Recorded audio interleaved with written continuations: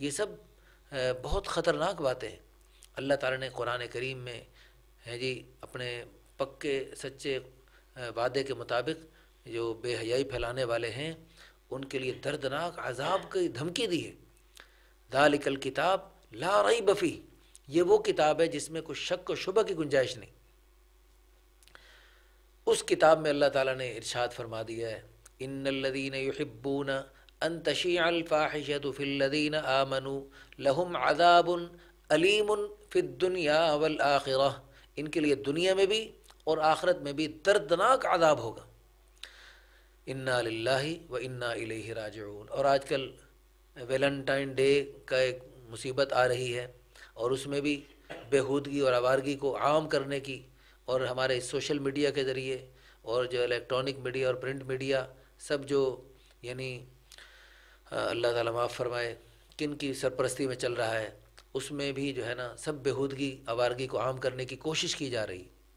تو بہت ہی خطرے کی بات ہے، بہت ہی ڈرنے کی بات ہے۔ اللہ سے ڈریں، اللہ سے ڈریں۔ ان بطش ربک لشدید، تیرے رب کی پکڑ بڑی سخت ہے، بڑی سخت ہے۔ بے حیائی بےہودگی کو اللہ بالکل معاف نہیں کرتے۔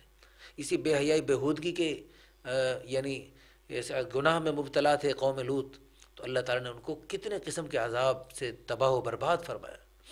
تو اس لیے بھائیو اللہ سے ڈرو، اللہ سے ڈرو، اور اس ویلنٹائن ڈے کو یعنی یوم حیا بنا دو، اس کو بے حیائی کا دن نہ بناؤ، اس کو حیا کا دن بناؤ۔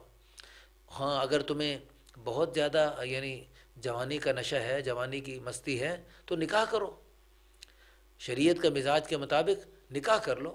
ایک سے تمہیں تسلی نہیں ہو رہی، دوسرا شادی کر لو، دوسرے بھی تسلی نہیں ہو رہی، تیسری کر لو، چوتھی کر لو، لیکن حلال طریقے سے کرو۔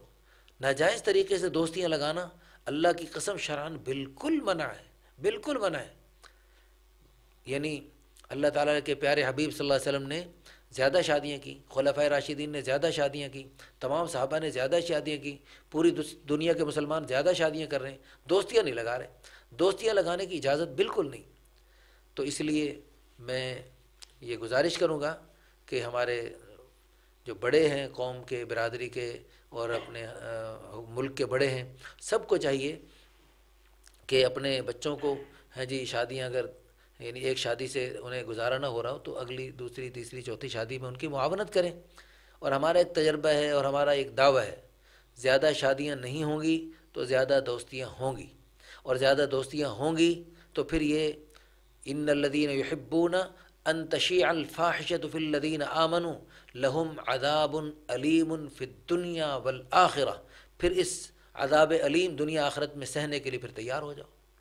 اللہ تعالی ہم سب کو دین کی سمجھ نصیب فرمائے، اور اللہ تعالیٰ پورے دین کے مطابق ہمیں چلنے کی اور اس پیارے پیارے دین کو ساری دنیا میں پھیلانے کی توفیق عطا فرمائے۔